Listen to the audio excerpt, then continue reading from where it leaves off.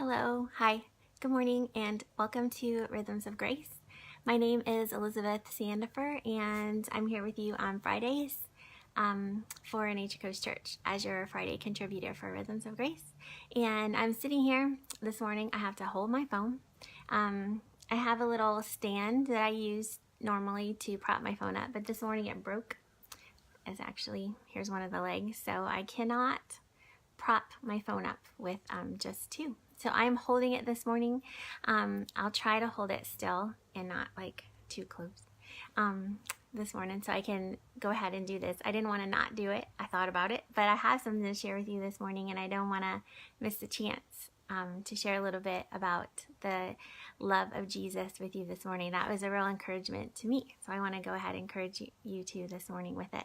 So I'm going to read to you a little bit this morning from the Ragamuffin Gospel. This book here is my favorite book, and I think probably honestly, if you had like $1 for every time I've read to you from this book or quoted you from Brennan Manning, my favorite author, well, I don't know, you'd probably have enough money to buy the book or do something, go to dinner at least once, if not more. I've definitely read a lot from this book before, but I love this book. And I was reading last night in this book, and I want to read from you this morning. It's from, what I'm going to share with you is from like the end of the book. It says it's like from the chapter like after the book is over. And good morning, Betty. Hi. I'm glad you're here too. So thanks for watching. I'm glad to see you. So it's from like the chapter after the book is done. So do you call it the after chapter? Is that such a thing, an after chapter? I don't know what you call it, whatever you call it at the end. So he starts off by saying, upon finishing this book, and it's like his afterthought. So oh, it's called A Word After. Okay, that's what it is. So it's from the word after the end of the book. And I just want to share some things with you. This is what he says here. So let me go ahead and read this little part to you. He says, the Bible is the love story of God with his people. God calls, pursues, forgives, and heals. And he goes on to say, he tells a little bit of a story about two people. One, Mary Magdalene, and one is Peter. So I want to kind of share with you what he says about them. He tells this little bit about Mary Magdalene. Now, in case you're not familiar with Mary Magdalene, just to give you like a super brief background, Mary Magdalene first meets Jesus in the New Testament when he drives out 7 like evil spirits from her. That's the first encounter she has with him. So she was suffering probably terribly and needed him, and he came and he saved her, and he saved her with his love and his compassion and his healing. And she traveled with him. She was one of his disciples. Like, she stayed with him. I know there's a few little stories of her you could read and see. I'm not going to share all that with you now, but she was present when Jesus was crucified on the cross. She was also present when he was placed in the tomb, and she was the first person he revealed himself to when the resurrection happened. She was there, and it's that really sweet story when the resurrection happened and she came to the tomb, and there were 2 angels there, and she was sobbing and grief-stricken, and he appeared, and she thought he was the gardener, and she was confused in her grief, and she was crying, and he says, you know, woman, why are you crying? And she says, my Lord, where have they taken him? And he says to her,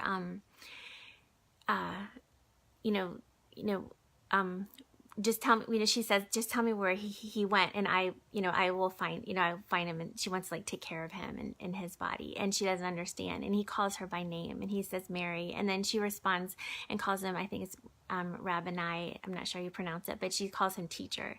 And she embraces him and doesn't want to let go. So there's that story there. So she's the first person he reveals himself to at the resurrection. So, okay, so that's a little bit about Mary Magdalene. So this is what Brennan Manning in this book I want to share with you. This is what he says. So Mary Magdalene stands as a witness to the Ragamuffin Gospel. So he says, on Good Friday, she watched as the man she loves got blown away in the most brutal and dehumanizing fashion. The focus of her attention, however, was not on the suffering, but the suffering Christ.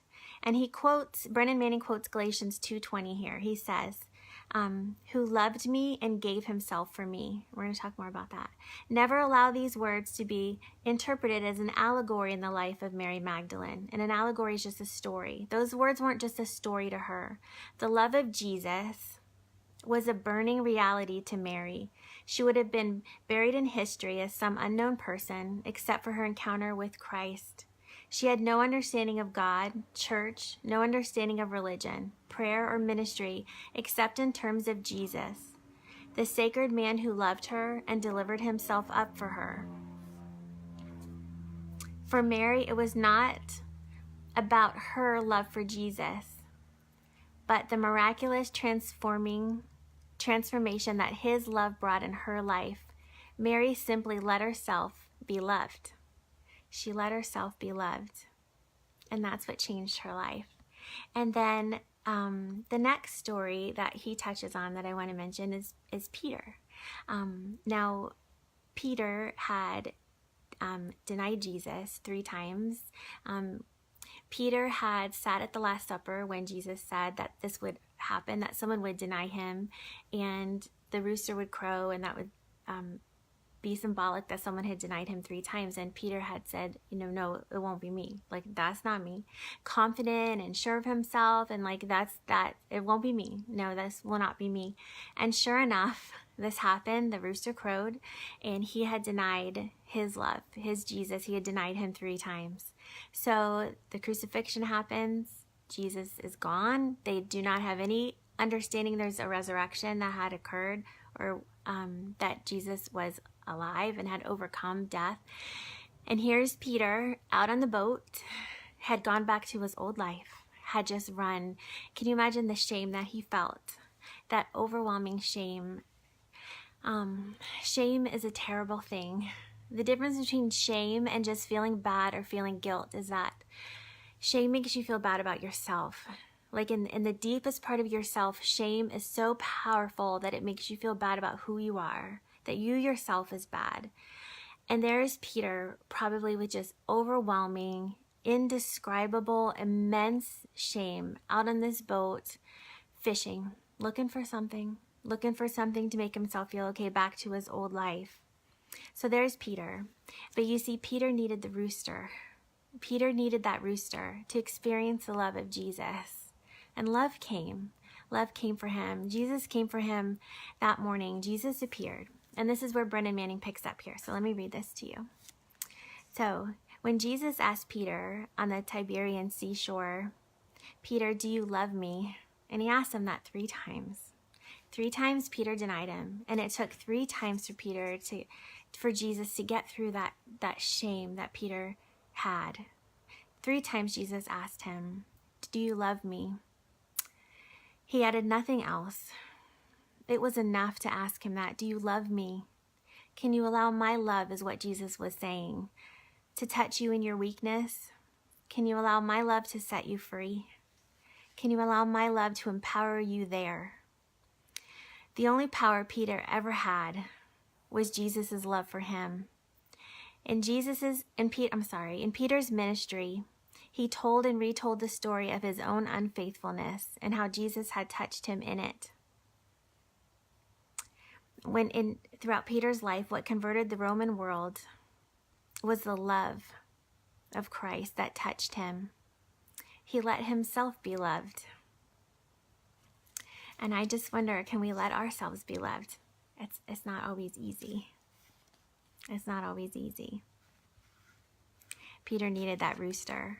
And sometimes we need those things too. We need those hard things too sometimes. He goes on to say, Brennan Manning, Christianity is not primarily a moral code, but a grace-laden mystery. It's not essentially a philosophy of love, but a love affair. It's not keeping rules with clenched fists, but receiving a gift with open hands. And I think what that means to me there is they're saying that Jesus, he doesn't come to give us a moral code, but a grace-laden mystery. It's not about like us being good. And it's not essentially a philosophy of love. It's not a philosophy, it's just where you try to figure it out so you understand it all. But essentially, it's just a love affair where it makes no sense. And it's not keeping rules where you make sure you do everything right with clenched fists, making sure everybody obeys. But it's a gift, and it's a gift with open hands. And I read to you on that first page back on the other one that the Bible is a love story of God with his people. God calls, pursues, forgives, and heals. And he's still doing that. He still comes just like that. And he goes actually on to say, which I didn't read the first time, but our response to his love is itself his gift. When we respond to that love, Mary did. She responded to that love. And if you remember when I said at the tomb, Mary responded to Jesus when he drove out those evil spirits. She responded. She followed him during his time before the crucifixion. But she responded to him again, because when he revealed himself to her, she didn't recognize him as the gardener, but he called her by name again. And that's what it just said, that he calls, pursues, forgives, and heals. He called her by name again. He said, Mary. And she responded. It said Mary turned. And she said, Rabboni, if I'm pronouncing that right. She recognized him, my teacher, and she embraced him. He called her again, and he keeps calling us again and again and again throughout our life here on earth until we're with him again. And he heals us over and over.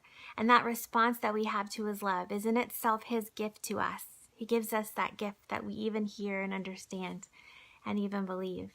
Just like he did with Peter. Peter followed him during that time here. But Peter needed that rooster. He needed that. And that's when his love with Jesus, that's when he really understood. He had that experience with Jesus after the resurrection.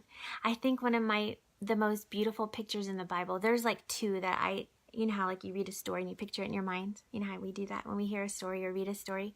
And so I think two of the most beautiful ones to me in the Bible are one when, and I don't think it's Mary Magdalene, but it's another Mary when she's crying and she's washing Jesus's feet with her tears, and she uses her hair to like dry his feet.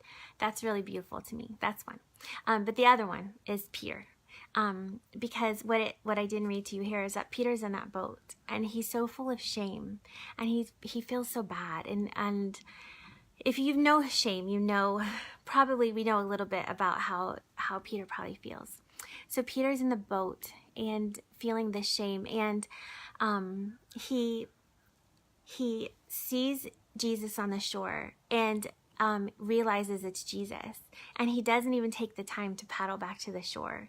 He just jumps out of the boat like he's going to just swim. Like he just falls over himself into the water because he has to get to him. And that to me is like just this beautiful picture. And there's Jesus again, like calling him, pursuing him, forgiving him, and healing him by asking him, do you love me? And that's what the Bible is. It's just this beautiful love story of God with his people.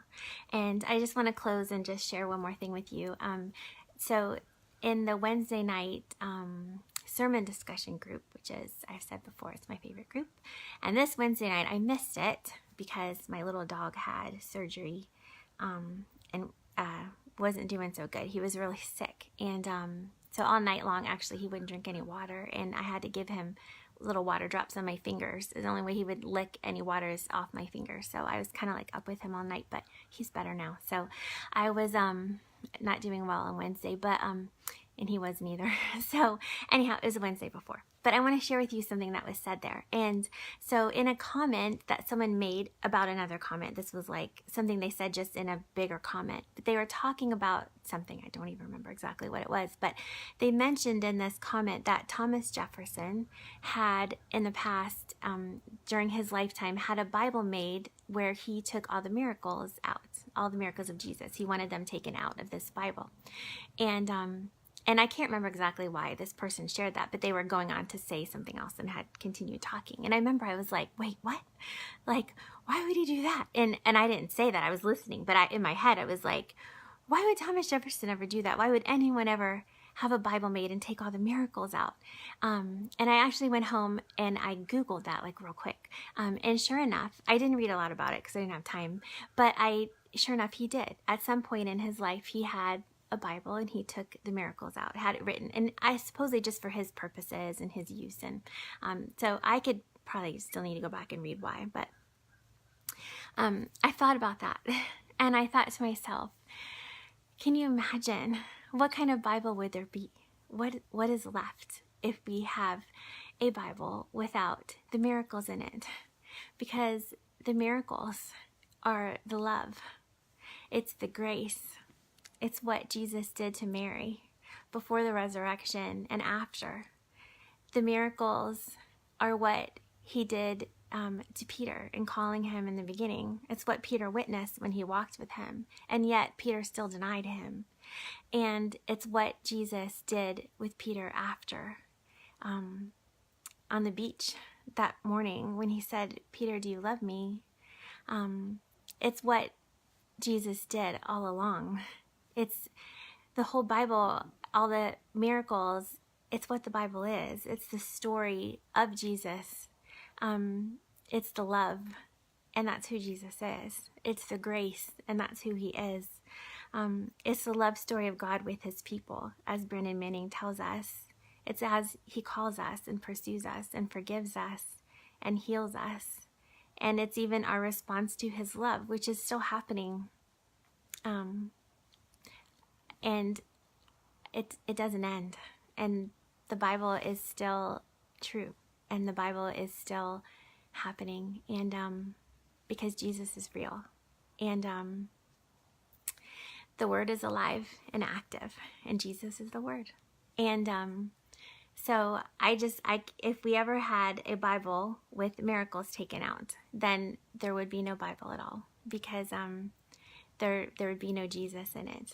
So there's one more little paragraph here I'll close with that Brennan Manning says, the love of Christ is beyond all knowledge, beyond anything we can intellectualize or imagine.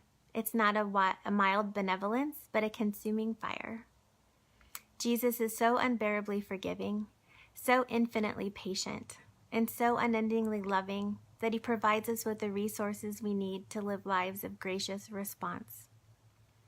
To live lives of gracious response. May those be the kind of lives that we live.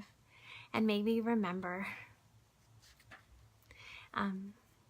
that we can simply let ourselves be loved. And that there's nothing that we have to do because he did it all.